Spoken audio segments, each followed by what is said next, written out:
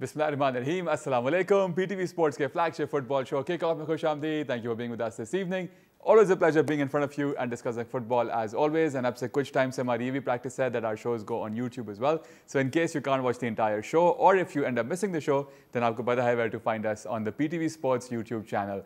And आज हम discuss करेंगे of course the UEFA Champions League and the Europa League. उसके जो main पहला phase था वो पहुंचा अपने इख्तिताम पे. Different format था, different तरीके से teams आगे गई हैं आज और कुछ लोगों को बड़ा मज़ा आ रहा है ये फॉर्मेट, कुछ लोगों को लग रहा है कि this is not the most ideal thing, but उसको भी हम डिस्कस करेंगे. एंड मेन चीज़ ये है कि जैसे हम कहते हैं कि उल में से चुल में जाना, मैन सिटी ने क्वालिफाई तो कर लिया फॉर द नेक्स्ट राउंड, लेकिन अब जो उनको ड्रॉ मिला है उसके अंदर they have to face Real Madrid और उसको अगर वो पार करते हैं तो the possibility is pretty much anything for them. Let's see if they can do that or not. Lekin the main round of the UEFA Champions League and the Europa League have come to an end. That will be the main talking point of our program. साथ साथ अगर हम बात करते हैं transfer window में तो वहाँ पे कोई इतनी बड़ी हलचल तो नहीं हुई. अभी भी सब वेट कर रहे हैं कि रैशफोर्ड रहेंगे या जाएंगे. यूनाइटेड के जो लेजेंड हैं वेन रूनी, उन्होंने ये कह दिया है कि रैशफोर्ड मस्ट गो.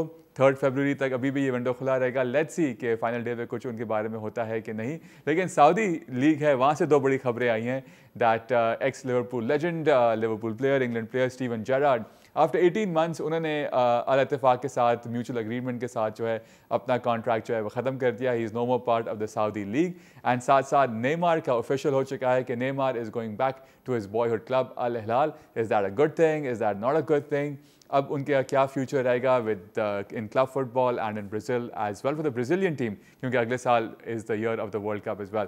ये सब हम आज के शो में डिस्कस करेंगे और हमारे जो यूजुअल सस्पेक्ट्स हैं as always are ready to go. On my right माशाल्लाह से always smiling Usman Malik, how are you sir? All well? All good Altamash. बिल्कुल बहुत ही एक्साइटिंग टाइम है इन अ वे बिकॉज ड्रॉ भी आ गया है और हम डेफिनेटली उस पर भी बात करेंगे. बट अगर हम ट्रांसफ़र विंडो की बात करते हैं तो पहली दफ़ा ऐसा हो रहा है जहाँ तक मुझे याद है कि 3 फरवरी को जो है वो क्लोज़ होगी. यूजुअली जो है 31 जनवरी होती है डेडलाइन डे.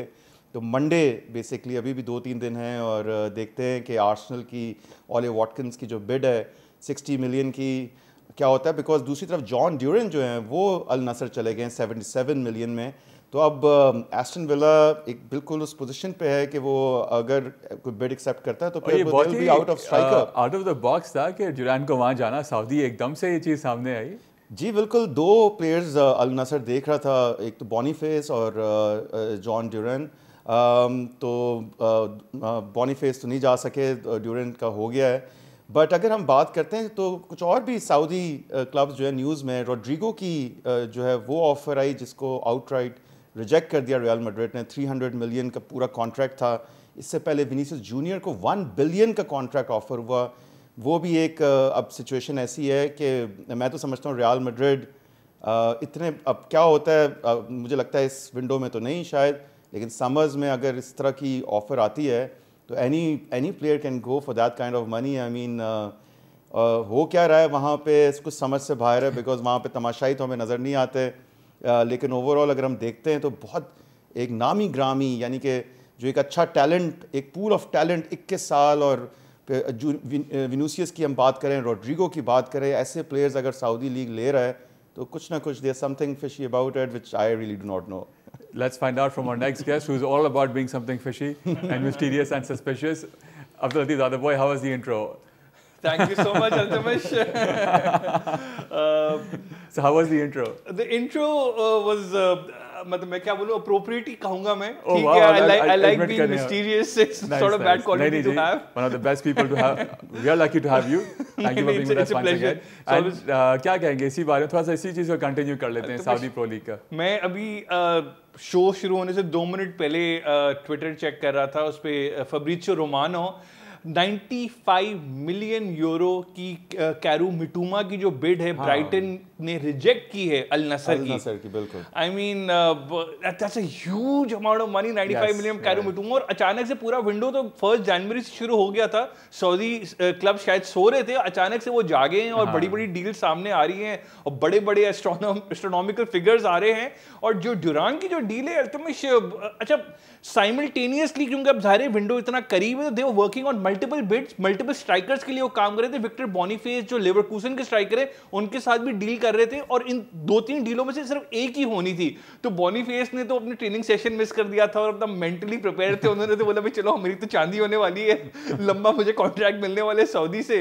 लेकिन दे pulled out of the deal because उनकी पहली प्रायोरिटी योहान ड्यूरॉन थी जो एस्टन विला के साथ डील साइन हुई है। I mean that's a huge deal और उनके लिए भी बहुत बड़ा इंसेंटिव होगा to go to Saudi and play with Cristiano Ronaldo, because Ronaldo कुछ भी कहे majority of the football players के या तो मेसी का आइडल होता है या रोनाल्डो आइडल होता है, तो it's going to be a huge thing for him as well. 50,000 tax के बाद टैक्स कटेगा, अब यहाँ पे 300,000 टैक्स फ्री। सो इमेजिन, बिल्कुल एस्टन विला पे तो वो बिल्कुल एक मिनिमल वेज तो नहीं, लेकिन खैर एक बहुत ही कम वेज के ऊपर थे। और सऊदी में तो एक पे जंप तो होना ही है, तभी तो लोग जाते हैं वहां पे। लेकिन इट्स नॉट ऑल हंकी डोरी, राइट? वहां से हमें कुछ फेलियर्स की स्टोरीज आती है। सबसे बड़ा तो नेमार है, प्लस जॉर्डन हेंडरसन को हमने देखा था 6 महीने में वापस आ गए थे। इस किस्म के कुछ स्पेशली जो इंग्लिशमैन है, बिल्कुल हम मैनेजर्स की बात कर लेते हैं। नुनो एस्पिरितो सांतोस वहां नहीं चल पाए, अब उसके बाद जेरार्ड जो है वो वापस वहां से वापस जा रहे हैं। तो of course it's not easy to difficult the weather conditions as well. But anything else you want to add to the बड़ा हर का कुछ हट के लाते हैं इंट्रो के अंदर। देखिए अभी एक बात ये चल रही है कि Nkunku is also not happy at Chelsea. तो उनकी एनकुंकू या फीलिक्स में से एक, दोनों में से एक डील हो सकती है before the cut off date, because Felix के लिए एस्टन विला बड़े इंटरेस्टेड हैं। यूनाई एमरी जो है ही रियली लाइक्स फीलिक्स, तो इन दोनों में से एक में प्लेयर नजर आ रहा है कि शायद चला जाए चेल्सी से। ओके बिल्कुल सही। चलें जी, हमने शो के शुरू में जो बात कही थी यूएफए चैंपियंस लीग के बारे में, तमाम निगाहें थी ड्रॉज के ऊपर कि ड्रॉज में क्या होगा। नज़र डालते हैं अपनी स्क्रीन के ऊपर। जैसे मैंने पहले कहा कि अब real Madrid and Manchester city का ताकड़ा पड़ेगा पहले ही उसके अंदर, पहले ही नॉकआउट 2 लेगेड फेस ऑफ के अंदर। एंड उसके अलावा इट इज़ क्या कहते हैं, it's going to be Celtic versus Bayern Munich, and उसके साथ साथ we are going to see Feyenoord versus AC Milan and Juventus versus PSV. PSG का मुकाबला होगा यहाँ पे। ये जो मैंने देखा था पीएसजी वर्सेस ब्रेस्ट, बिल्कुल, yes absolutely. And then it's Benfica as well over there, and top पे we are gonna watch Atalanta versus Sporting versus Dortmund and Atalanta versus Club Brugge. लेकिन तमाम निगाहें ये दो क्लैशेस के ऊपर होंगी, obviously Man City versus Real Madrid, and साथ साथ सेल्टिक का मुकाबला जो होने वाला है बायर्न म्यूनिख के साथ। एंड जैसे कहते हैं, मैंने पहले कहा कि almost a Chola for man city, मुश्किल से उन्होंने क्वालिफाई किया और करते ही साथ उनको रियल मैड्रिड आगे मिल गया। And it's not going to be easy for Real Madrid as well. How do you see this draw? It's quite ironic because this is 4th in a row, और बल्कि पेप गार्डियोला ने कहा है तो अब तो ऐसे लग रहा है जैसे ये डार्बी है। और हमने देखा कि पिछले क्वार्टर फाइनल में रियल मैड्रिड और सिटी का जो मुकाबला हुआ था 1-1 हुआ, फिर पेनल्टीज पे रियल जीती। उससे पहले सेमीफाइनल में इनका टाकरा हुआ था जिसके अंदर 5-1 के एग्रीगेट से सिटी जीती थी। तो ये दोनों टीम्स ईगर नहीं है, और वो भी राउंड ऑफ 32 के अंदर। ऐसा कोई सोच भी नहीं सकता, आज तक हमने देखा भी नहीं था कि चैंपियंस लीग फॉर्मेट के अंदर ये दोनों टीम्स मिलेंगी। और अब लगता ये है कि दोनों में से दोनों जाइंट्स हैं। For me real of course एक उनकी एक अपनी लेगेसी है, लेकिन जिस तरह से स्ट्रगल कर रही थी रियल, डेफिनेटली अब एक अच्छी फॉर्म में। सिटी के पास एक जो बहुत अच्छा ऑप्शन है वो ये है कि जो उनके नए प्लेयर्स हैं वो इंटीग्रेट हो सकेंगे, और it could be anybody's game. कुछ कहा नहीं जा सकता कि कौन आएगा, लेकिन डेफिनेटली हमें एक जाइगेंटिक टीम से हमें हाथ धोना पड़ेगा राउंड ऑफ 32 के अंदर। बिल्कुल सही। एंड मैन सिटी की जो रीसेंट फॉर्म चल रही है, it's very topsy turvy, so let's see how these guys handle that. But अगर रियल मैड्रिड बाहर होता है तो ये तो यूएफए ने जो प्लान किया था कि टूर्नामेंट और एक्साइटिंग हो जाए, उसके बिल्कुल बरक्स हो जाएगा। बिल्कुल, लेकिन इतना बड़ा जायंट इतने अर्ली स्टेज पे अगर बाहर हो गया तो क्या कह सकते हैं। बट क्योंकि ऑब्वियसली किसी ने प्लान नहीं किया था। और बड़े मजे की बात बता ना, यूएफए की प्लानिंग आपने जाननी है तो वो टूर्नामेंट शुरू होने से पहले उन्होंने जो एआई से एक मॉडलिंग की थी, और उसके तहत कहा गया था कि 10 point should be enough to qualify for the playoffs. तो 10 पॉइंट्स पे तो फिनिश किया आपका स्टुटगार्ट, वो क्वालिफाई नहीं किया। 11 पॉइंट से फिनिश किया डायनामो जाग्रेब, और वो भी फिनिश नहीं किया। They were tied on the same points as Club Brugge, सिर्फ गोल डिफरेंस का डिफरेंस था, गोल डिफरेंस का डिफरेंस। बट यू नो, तो it doesn't always work out how you plan.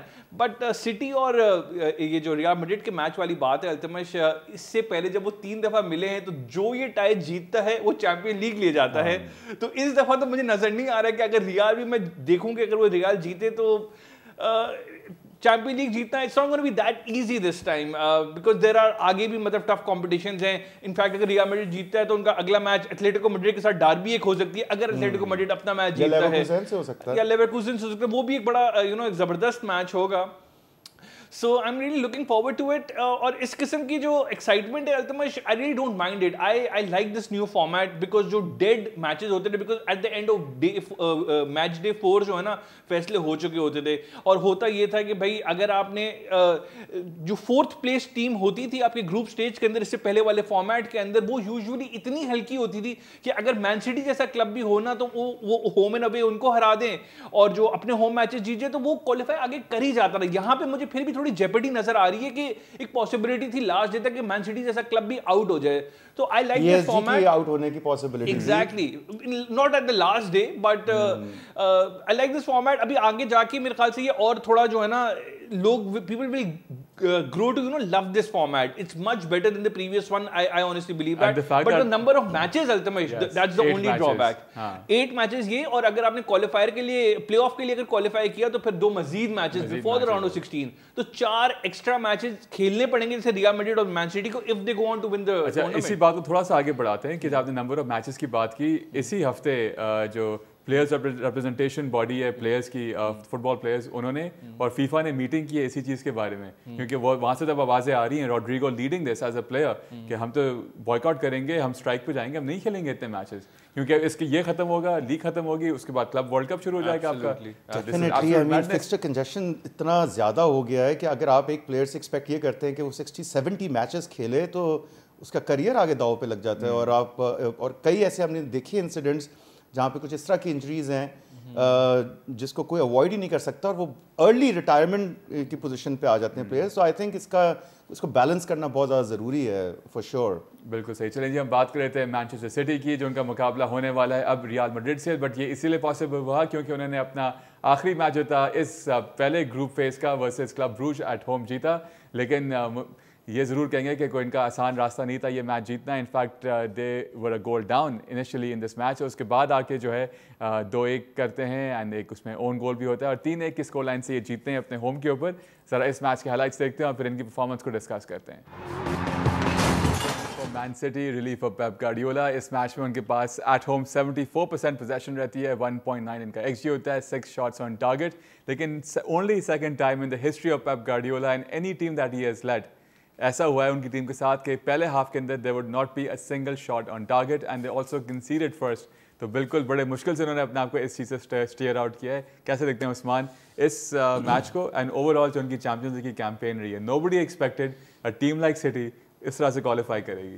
बिल्कुल, फर्स्ट हाफ तक जो लोग, जो शायकीन फुटबॉल हैं, वो अगर सो गए होंगे ये सोच के कि सिटी बाहर हो रहा है, तो बिल्कुल वो सही सोच के सोए होंगे। और डेफिनेटली बहुत वल्नरेबिलिटी थी सिटी की गेम के अंदर, इवन फॉर सेकंड हाफ। मैं ये समझता हूँ कि जो चेंज इन्होंने किया, गुंडोगॉन डेफिनेटली, एक पहला गोल तो रूल्ड आउट हो गया था, बट उसके बाद क्लब ब्रूज ने लीड ली, और ऐसे यही लग रहा था फर्स्ट हाफ के बाद कि there is no way back for them and they will be eliminated. लेकिन जो सविनियो का जो चेंज आया गुंडोगॉन के बाद, वो आए, and he is been a saviour throughout the season. अगर हम एक ब्राइट स्पॉट की बात करते हैं तो सविनियो और लेफ्ट हैंड साइड से जो उनकी गेम है, वो हमेशा जो है ना वो रेस्क्यू करते हैं। लेकिन हमें तारीफ़ करनी पड़ी कोविचिच की, जिन्होंने हाफ लाइन से जो है ना वो ऐसी ज़बरदस्त ड्राइव और ड्रिबल करके जो है उन्होंने गोल स्कोर किया। 1-1 होता है। उसके बाद डेफिनेटली गवार्डियोल हैं तो वो डिफेंडर लेफ्ट हैंड साइड से, लेकिन जिस तरह से वो अटैकिंग जो ऑफेंसिव थर्ड के अंदर वो आते हैं, और जिस तरीके से वो उनकी जिस तरह से वो अटैक को लीड करते हैं, दैट इज़ फिनोमिनल। हमने देखा है पिछले मैचेस में भी उनकी वही प्रोग्रेस थी, और वो तो शायद वो गोल ना कर पाते, लेकिन जिस तरह से वो अटैक कर रहे थे, तो ओन गोल हो गया, 2-1 की लीड थी, और फिर उसके बाद जो हमें कुछ बेहतरी ज़रूर नज़र आई, लेकिन वनरेबिलिटी ज़रूर थी। सही तरह से स्पेसेस को अटैक नहीं कर रहा था मैनचेस्टर सिटी, और दे वो kind of better in a way, but I think in team like Club Brugge उनको एक डोमिनेंस जैसे दिखानी चाहिए थी। जैसे आपने बताया कि फर्स्ट हाफ में एक शॉट भी नहीं था, तो I think they kind of deserve it. जिस तरह का उनका चैंपियंस लीग का पूरा कैंपेन रहा है, और लीड लेके उन्होंने लीड को खोया है, और जिस तरह से वो है, they kind of deserve it, I would say. लेकिन मैं अभी भी समझता हूँ they are lot of improvement they have to do, because अब अगला जो टाकरा है डेफिनेटली वो रियल मैड्रिड के साथ है। अब देखते हैं कि जो इंटीग्रेशन है नए प्लेयर्स की, जैसे उमर मामूश हो गए, या even for that matter Abdukodir Khusanov हो गए, वो किस तरह से करते हैं, but they are still very new to the system, और उनको टाइम ज़रूर लगेगा, और इतना टाइम है नहीं, टू बी वेरी ऑनेस्ट, जिस तरह के उनके आगे फिक्सचर्स हैं। और इवन प्रीमियर लीग के अंदर भी अगला उनका मैच आर्सेनल के साथ है, और फिर उसके बाद ये 32 ये जो प्ले ऑफ्स हैं ये खेलने उन्होंने। तो I think it's gonna be a tough season, और अगर यहाँ पे कहीं किसी भी तरीके से चैम्पियंस लीग में रियाल को हरा के वो कोई ना कोई मार्का खड़ा कर देते हैं, तो प्रॉब्ली आई थिंक वो एक ज़रूर एक उनके लिए होगा। But hats off to Pep Guardiola, जिस तरह से उनकी पर्सनल लाइफ में इशूज़ चल रहे हैं, और फिर उसके बाद इतनी इंजरीज़ के बावजूद वो यहाँ तक भी लेके आ गए और टॉप 4 में भी आ गए। तो आई थिंक नज़र यही आता है कि एक इम्प्रूवमेंट हमें शायद सिटी की गेम में नज़र आए। Okay, fair enough. जी लतीफ़। अल्तमश, सबसे बड़ा जो मैं समझता हूँ प्रॉब्लम स्पॉट है मैनचेस्टर सिटी के लिए, जो इस गेम के अंदर भी एक्सपोज हुआ, जो नूनेज हैं राइट बैक की पोजीशन पे जो खेल रहे हैं, जो पहला गोल आया वो भी अकांजी और उनकी जो एक मिसअंडरस्टैंडिंग थी जिसकी वजह से क्लब ब्रूज ने पहला गोल स्कोर किया।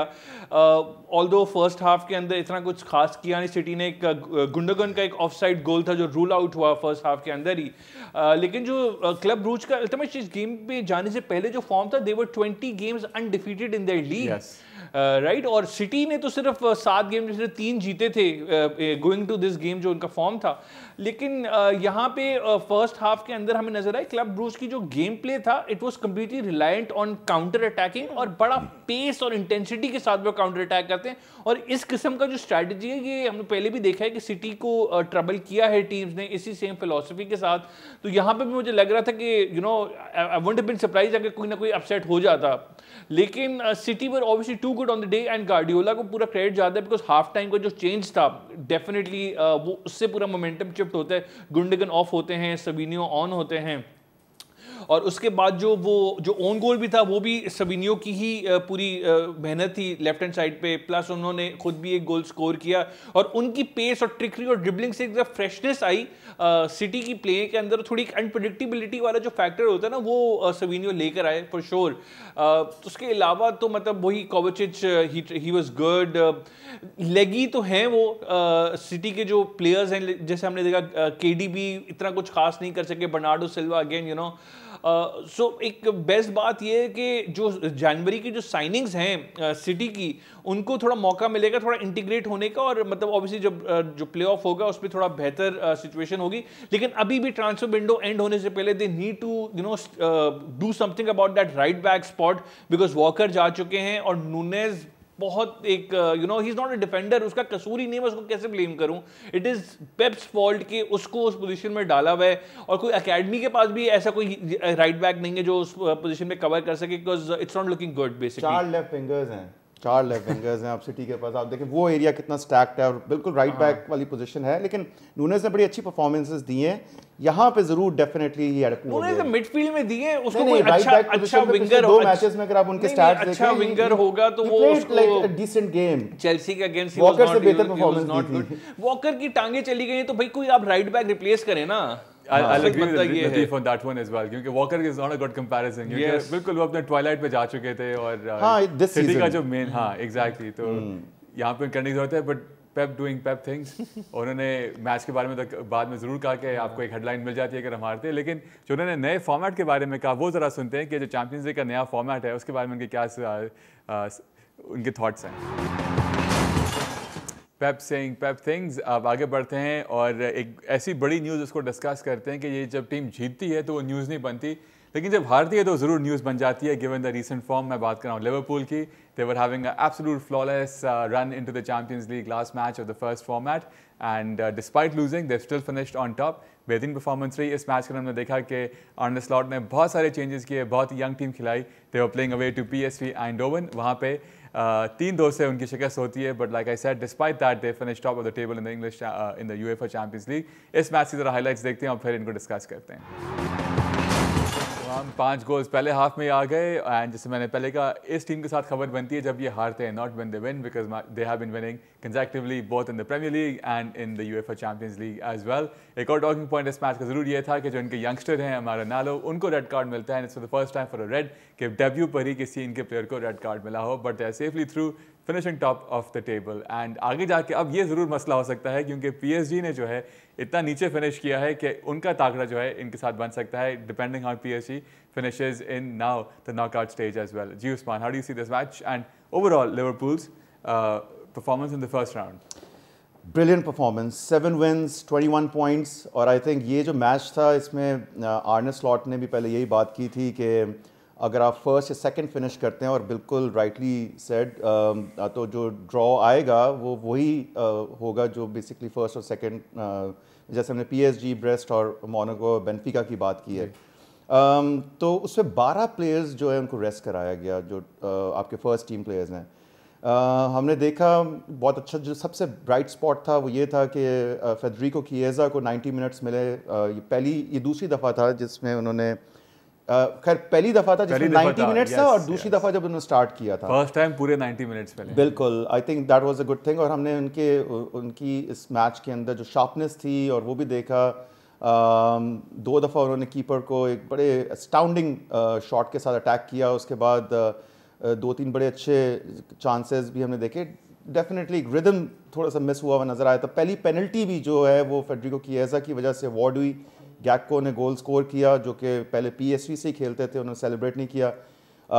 फिर उसके बाद हमने यही देखा कि PSV फिर बराबर करती। Joel Konsa has been a real disappointment पूरे सीज़न की अगर मैं बात करूं, और वो इस सीज़न बिल्कुल नहीं उठ सकी, उनकी गलतियां।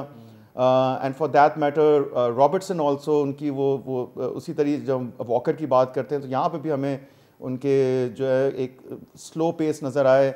सेंट्रल डिफेंडर वो खेल रहे थे अलॉन्ग विद कॉन्जा। फिर 1-1 होता है और उसके बाद फिर लिवरपूल को मौका मिलता है। एलियट जो कि फेडरिको की बॉल पैरी करती है तो एलियट स्कोर करते हैं। 2-2 होता है और फिर अचानक से एक और काउंटर अटैक पे 3-2 की लीड आ जाती है। That was like first half और यही था। उसके बाद हमने देखा जो यंगस्टर्स हैं, मैकॉनल हो गए या मॉर्टन हो गए, उनकी बड़ी एक अच्छी हमें गेम देखने को मिली। उनको मौका भी मिला अपने आप को एक्सप्रेस करने का। सेकेंड हाफ में भी जो चेंजेस थे, डैन ने स्टार्ट किया एज नंबर 9 जो एक और यंगस्टर है। तो आई थिंक एक इररिलेवेंट सही मैच था। और एक टाइम पे जब बार्सिलोना अटलांटा से लीड कर रहा था तो वो टॉप पे आ गया था, पर वहाँ पे जब ड्रॉ होता है, अटलांटा बीइंग अटलांटा इन चैंपियंस लीग इन और यूरोपियन कंपटीशन, बहुत ही टफ टीम है, और फिर उनका ड्रॉ होता है और यहाँ पे लिवरपूल 3-2 के स्कोर लाइन से हारती है और फर्स्ट और सेकंड पोजीशन उसी तरह से बरकरार रहती है।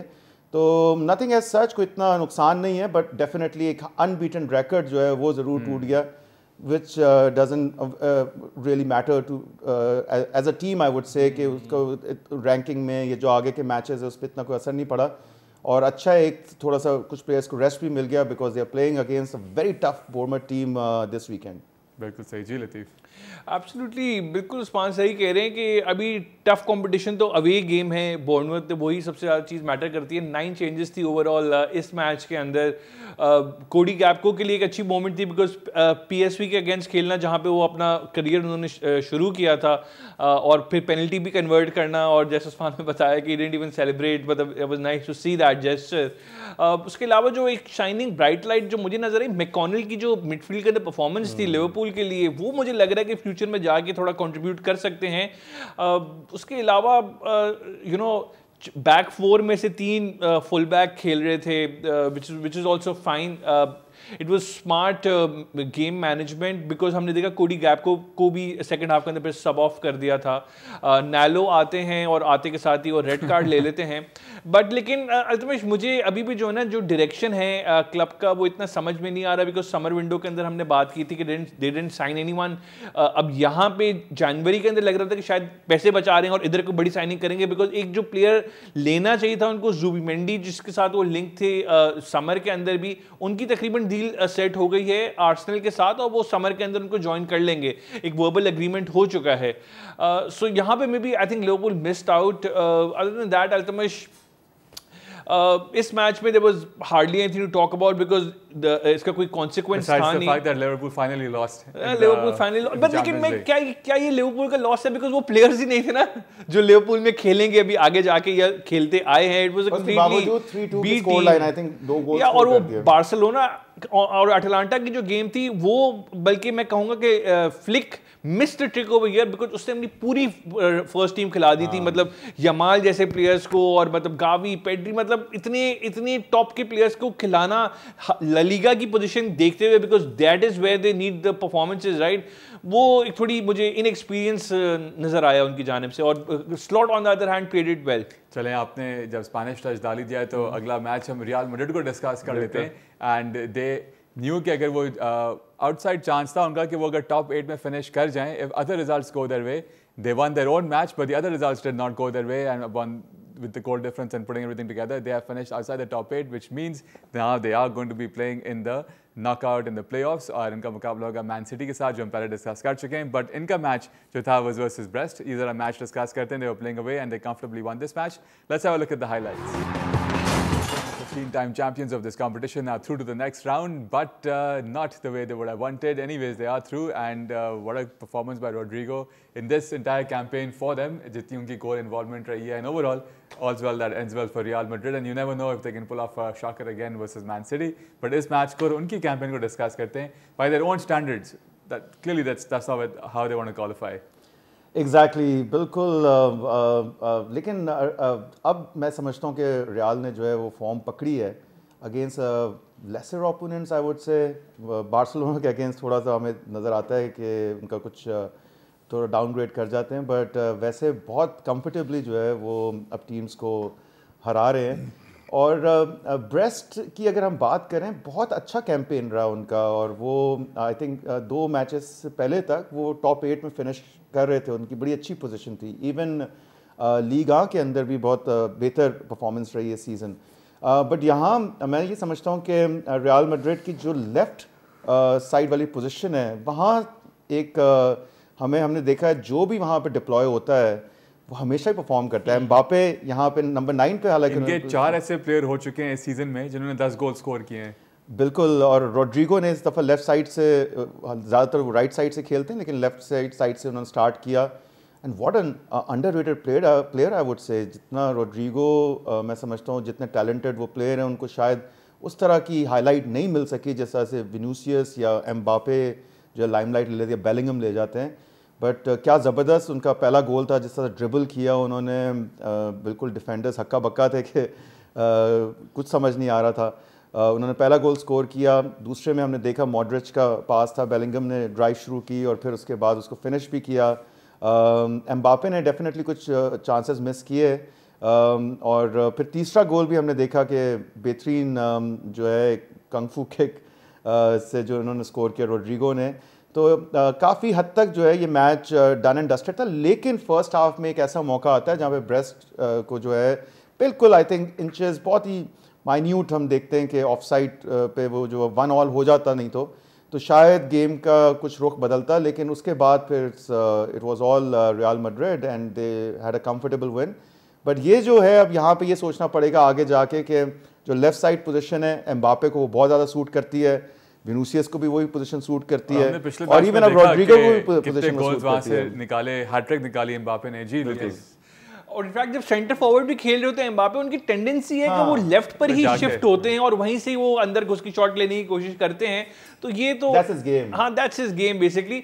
लेकिन रॉड्रिगो तो बेसिकली थर्ड चॉइस हैं लेफ्ट विंग के ऊपर, बिकॉज विनीसियस सस्पेंडेड थे इस गेम के अंदर। तो यहाँ पे और एम्बापे को अब वो एंचेलोटी ऑब्वियसली चाह रहे हैं कि वो फोकस अपने सेंटर फॉरवर्ड वाली पोजीशन पर ही करें। लेकिन अल्टीमेटली जो पहला गोल आता है रॉड्रिगो का, it went of the post, वो काफ़ी स्मार्ट फिनिश थी मेरे हिसाब से। एंड जो बेलिंगम स्कोर जो करते हैं, लूकस वास्केस का एक ज़बरदस्त पास था काउंटर अटैक के ऊपर, अच्छा गोल हो गया वो। एंड प्लस रॉड्रिगो ने टुवर्ड्स द एंड फिर एक और गोल आया उनकी जानिब से। तो मतलब overall Real Madrid were in control of the game, they were not really troubled by much. Although हमने देखा कि सेकंड हाफ में ना लुडोविच का एक गोल था जो it was ruled out because of offside. And breast की जो कैंपेन रही है, definitely it is the first time ever जब वो यूरोप के अंदर उनको मौका मिला है। इससे पहले कभी भी नहीं उन्होंने खेला था और बड़ी कमेंडेबल बात है कि अब वो क्वालिफायर के लिए क्वालिफाई कर चुके हैं। And so it bodes really well for them, and if they can go further on in this competition तो क्या ही बात है, बट यहाँ तक भी पहुँचना बहुत बड़ी बात है। Absolutely. चलिए नजर डालते हैं कि ओवरऑल क्या पोजीशंस रही टीम्स की इस पहले फेज के अंदर of the Champions League on our screens. Liverpool finishing top, उनके बाद हैं Barcelona, and then you have Arsenal and Inter Milan all sharing points, and then you have Atletico Madrid. और जो टॉप 3 टीम्स हैं, sorry जो second, third, fourth हैं, of course goal difference की बना पे उन्होंने डिफरेंट पोजीशंस पे इसको फिनिश किया है। Then you have Leverkusen, Lille, Aston Villa, who have finished in the top 8, which means they are directly going into the next round without playing the playoffs. उसके बाद Atalanta, Dortmund, and अगर हम next बिल्कुल Real Madrid, Bayern Munich, AC Milan, PSV, PSG, Benfica, ये सारी टीमें जो हैं अब अगले राउंड में knockouts खेलेंगी। And last but not least, Dynamo Zagreb and all the way down Sturm Graz, ये सारी टीमें जो हैं अब इस टूर्नामेंट से जो हैं वो बाहर हो चुकी हैं। But Man City and Celtic barely making it by the skin of their teeth with 12 and 11 points. But at least they are there, and all to talk about and all to look forward to in the next round of the Champions League. और इसी note पे हम लेंगे छोटा सा break. Breaks आके we'll discuss the Europa League and we'll discuss Neymar moving away from Saudi Arabia back to his home club in Brazil, and Steven Gerrard no more in Saudi Arabia as well. आप कहीं नहीं जाएं, stay with us on Kickoff.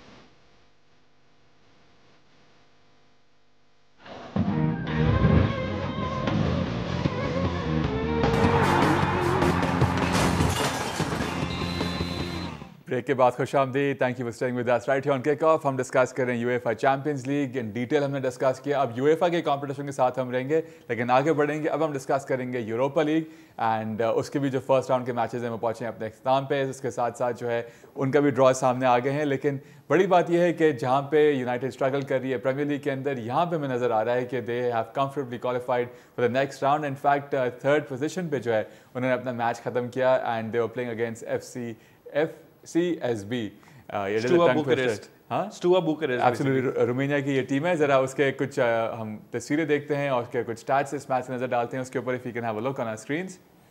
And इसके अंदर मेनू जो है उनका बहुत कंट्रीब्यूशन था। एक असिस्ट था उनका, एक गोल था, और दूसरा गोल जो था वो डालट की जानिब से आया था in the 60th and 68th minute. दोनों गोल जो है वो सेकंड हाफ के अंदर आते हैं। And definitely a cold chilly night in Bucharest, Romania, और वहाँ जाके वो उन्हीं के होम टीम को शिकस्त देते हैं। एंड इसके अंदर हम अगर स्टार्स पर नज़र डालते हैं तो टोटल शॉट्स यूनाइटेड के 21 शॉट्स, 7 शॉट्स ऑन टारगेट, 70% उनकी पोजेशन रहती है। And of course passing range भी इसकी इस मैच में बहुत बेहतर रहती है। And some stats for you from this game.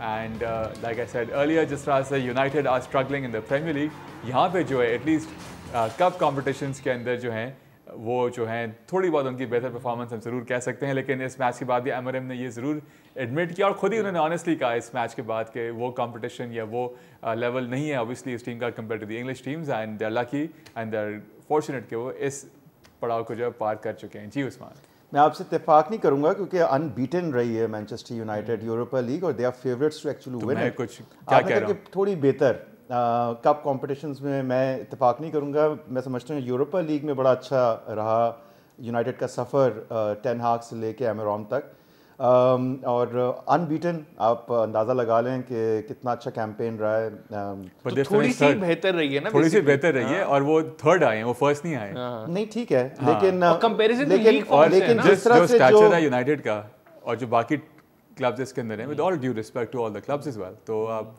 उस लिहाज से अगर हम देखें तो मैं समझता हूं कि एक बेहतर रहा है कैंपेन। आप कंपेयर कर सकते हैं बहुत बेहतर बुकारेस्ट एंड यूनाइटेड को? नहीं, मैं बिल्कुल नहीं कर सकता। आपने स्टैट्स दिखा के साबित कर दिया 626 पासेस और थोड़ी सी बेहतर रही ना फिर। नहीं, मैं समझता हूँ बहुत अच्छा, और they are actually favourites to actually win the tournament. लोग तो टॉटनम को भी कह रहे हैं कि अलॉन्ग विद यूनाइटेड, बट मैं समझता हूँ कि दिस इज़ देयर टूर्नामेंट, क्योंकि हमने देखा है कि लीग पोजीशन के अंदर वो कुछ भी कर लें, सारे मैचेस भी बहुत अच्छी परफॉर्मेंस दे के या बहुत अच्छा भी कर ले तो वो मिड टेबल ही होगा, बहुत ज़्यादा भी अगर होता है तो I think this is a competition, और ये उनको एक पास देता है, एक एक्सेस देता है towards champions league of course, तो सारी तवज्जो भी वहाँ पे। यहाँ पे मैं ये समझता हूँ एमरोम की जो सबसे बेहतरीन चेंज थी, जो बिल्कुल किसी को समझ ही नहीं थी, कि कोबी मैनो को फ्री रोल दिया गया एज जो कि लेफ्ट हैंड साइड पर ज़रूर उन्होंने स्टार्ट किया, लेकिन वो नंबर 10 रोल पे जो है ना वो स्विच करते जा रहे थे, और आई थिंक फर्स्ट हाफ भी बहुत अच्छा था, एक बड़ा बेहतरीन जो है वो गोल कर सकते थे फर्स्ट हाफ के अंदर भी, पर वो नहीं कर सके। लेकिन उसके बाद फिर हमने देखा कि उनकी एक असिस्ट भी थी, और वो बिल्कुल लग ही नहीं रहे थे कि कोई डिफेंसिव मिडफील्डर हैं। आई मीन जिस तरह की उनके ट्रिकरी और ड्रिबल और रन्स थे with ball without the ball, that was phenomenal. और मुझे अब ये लगता है कि आगे डेफिनेटली एमरोम इस पोजीशन पे उनको एक वाइल्ड कार्ड एंट्री मिल गई है लेफ्ट हैंड साइड पे, और वो उनको स्टार्ट ज़रूर करेंगे। लेकिन ओवरऑल जो 3-4-3 की फॉर्मेशन थी, क्योंकि वो दूसरी टीम भी 3-5-2 पे खेल रही थी, तो वो काफ़ी हद तक जो है ना डोमिनेट किया हुआ था। डिएगो डेलो डेफिनेटली उनका एक पेस हमें नज़र आता है, पहले अगेंस्ट लिवरपूल भी हमने देखा, और उनकी तरफ से भी गोल आता है। टॉरी कॉलियर जो एक नए खिलाड़ी एकेडमी के जो मिले हैं यूनाइटेड को एज अ डिफेंसिव रोल, वो बड़े करामत साबित हो रहे हैं, और हमने देखा पिछले मैच में अगेंस्ट फुलम उन्होंने गोल लाइन क्लियरेंस भी की, और यहाँ पे भी काफ़ी बेहतर परफॉर्मेंस थी। युगाटे और इन प्लेयर्स को तो मौका ही नहीं मिल सका। डिफेंस भी काफ़ी हद तक कंट्रोल करके बैठा हुआ था, तो I think this is their tournament. I still believe कि यूनाइटेड के पास ये टूर्नामेंट है, जो मैं नहीं समझता कि उनके पास कोई ऐसी एक्सक्यूज़ है और कोई ऐसी टीम भी नहीं आगे अदर देन लाजियो। आई स्टिल बिलीव एक मुश्किल टीम है।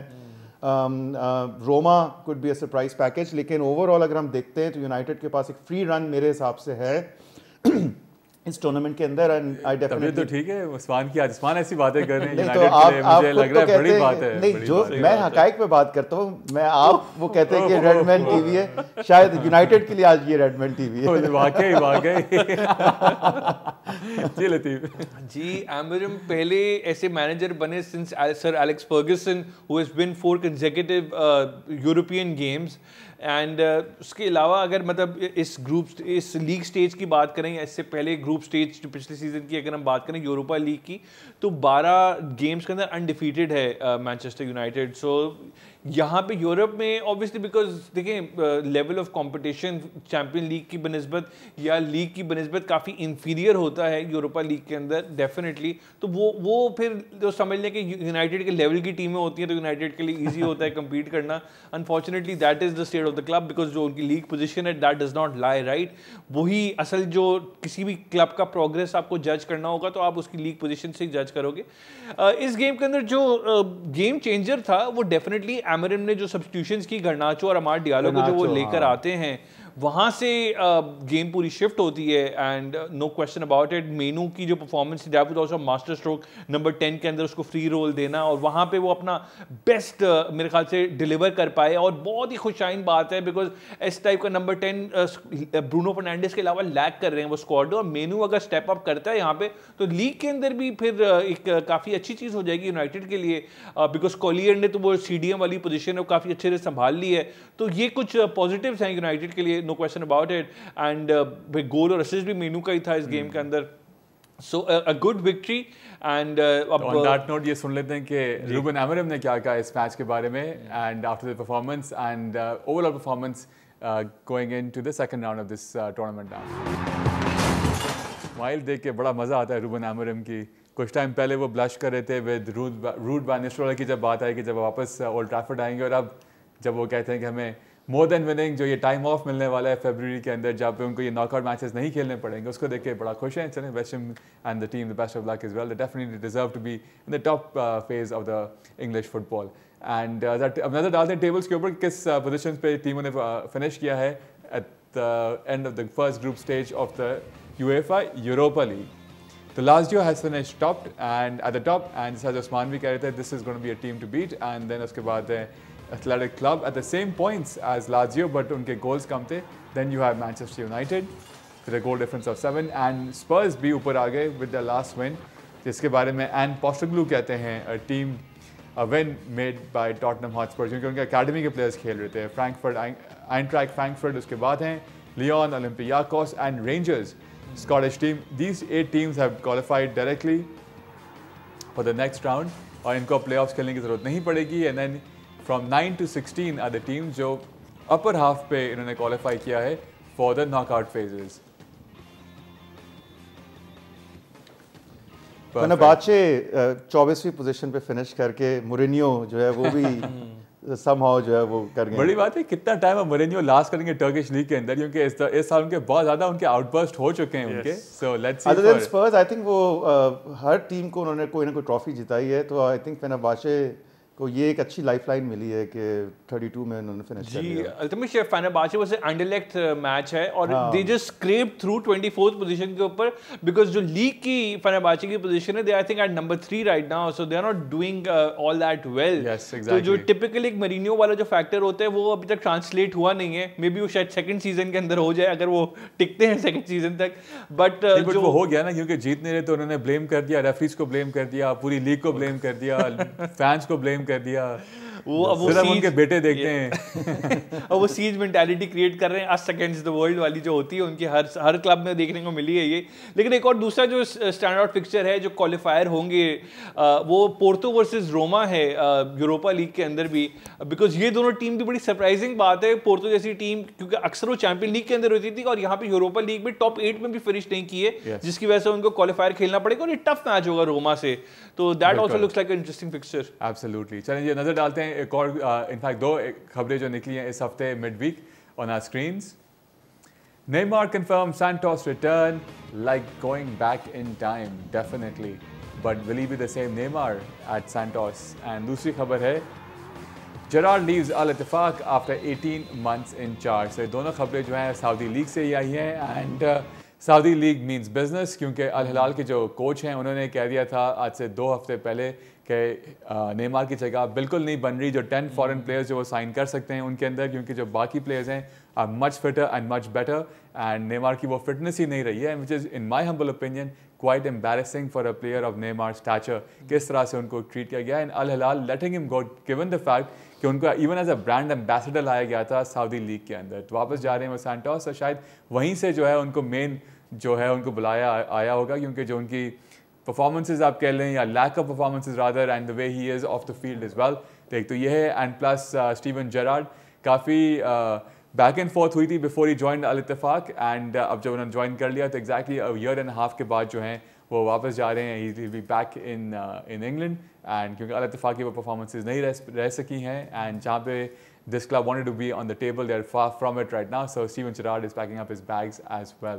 जी उस्मान। जी बिल्कुल, नेमार ने he scored the most expensive goal in the history of football I would say अल हिलाल के लिए, मेरा ख्याल है 1 गोल उन्होंने स्कोर किया है, and that is supposed to be the most expensive goal. इससे ज़्यादा महंगा गोल कुछ हो नहीं सकता। वेरी अनफॉर्चुनेट तो नहीं, खैर इंजरी प्रोन तो थे वो, बट उन्होंने अपना ख्याल भी उस तरह से नहीं रखा।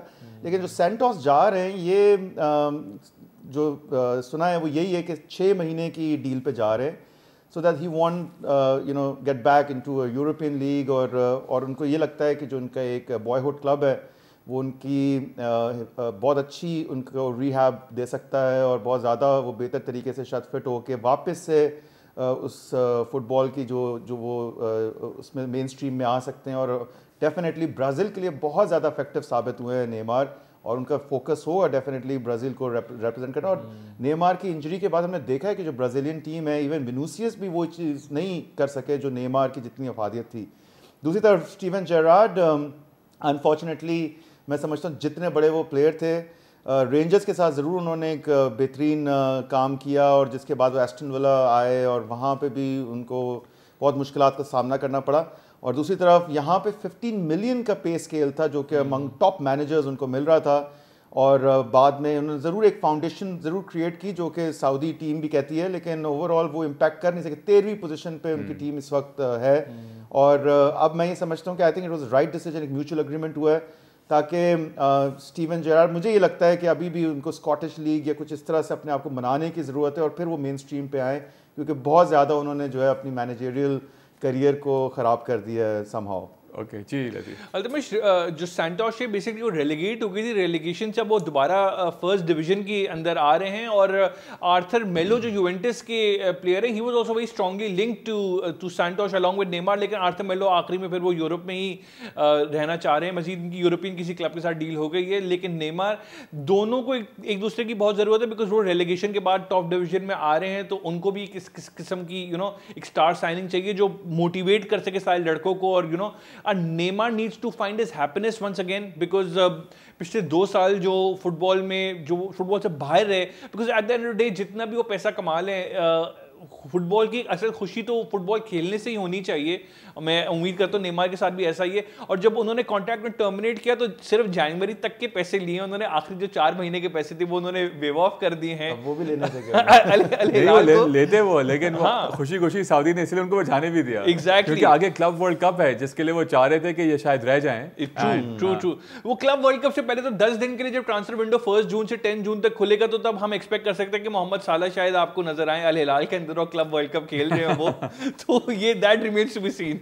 बिल्कुल सही। चलें जाने से पहले let's have a look at the newspapers, किस तरह से they covered the midweek action on our screens right now. AS के front page पे you've got Man City and Celtic के players Haaland and Schmeichel, but ये क्योंकि ये कल सुबह का अखबार था, so they were anticipating के बारसा का रियल मैड्रिड का ताकड़ा इनसे होगा, so now Real Madrid will be playing Manchester City. ये स्पेनिश न्यूज़पेपर है, ये इंग्लिश का न्यूज़पेपर है डेली एक्सप्रेस स्पोर्ट। इनके फ्रंट पेज पे they covering Man City versus Club Brugge, नीजी does it in the end. And Marca, इन्होंने ये भी कल का मार्का है, एंड जो तमाम 9 के 9 18 मैचेस जो थे उनको ये दिखा रहे थे कि क्या उनके स्कोर लाइन्स थे, एंड ये सारे मैचेस एक ही टाइम पे शुरू हुए थे ताकि कोई भी किसी को इन्फ्लुएंस ना कर सके। And 64 goals were scored overall. Marca के फ्रंट पेज पे रॉड्रिगो, एंड वो बता रहे हैं कि उनके गोल्स भी हैं, असिस्ट भी हैं इस पूरे यूरोपियन कैंपेन में फॉर रियल मैड्रिड। एंड मंडो ये कवर कर रहे हैं बार्सिलोना, इनका जब मैच रहा versus Atlanta, and Yamal and Raphinha in the front page, 2-2 के स्कोर लाइन से इनका मैच बराबर रहता है। And mirror sport, this is from England, and when रूनी ने बहुत जोर से कैटेगोरिकली कहा है रैशफोर्ड को यू हैव टू गो, लेकिन अब ट्यूसडे तक का टाइम है, देखते हैं कि क्या होता है। स्वीट 16 फॉर मेन यूनाइटेड, मेनू को वो कर रहे थे। And star sport, Kobe Dazzler, Menu just magic to put Ruben on a roll. And ये है Daily Mail, इनके front page पे again it's United and lift off at last for United. That's the lead. And Telegraph के front page पे they're covering Spurs. The kids are all right. Moore 17 breaks record as young stars shine. And sport, ये Spain का अखबार है, ये आज सुबह का स्पोर्ट है। इनके फ्रंट पेज पे you've got Joan Laporta and Pedri, जिनकी अब साइनिंग हो चुकी है टिल 2030। स्टार स्पोर्ट के फ्रंट पेज पे you've got Guardiol, few moon, City in playoffs but it's Bayern or Real next. ये जो है कल सुबह का अखबार था, अब चीज़ें उसके बरक्स हो चुकी हैं। We know City are playing Real Madrid. Last but not least, Telegraph के फ्रंट पेज पर you've got City survive for now and yes exactly they are surviving for now. Let's see कि अगले मैच में उनके साथ क्या होता है। And before we go, quick Liverpool Bournemouth क्या देखते हैं आप? Quick, very quick. बहुत टफ मैच है और मुझे ये लगता है कि it's very difficult to Bournemouth को हराना, जैसे हमने उनके पिछले रिजल्ट्स देखे। दूसरी तरफ जो सिटी और आर्सेनल का मैच है वो भी बड़ा देखने के काबिल होगा और मुझे लगता है कि एक्साइटिंग वीकेंड वो एक एक्साइटिंग।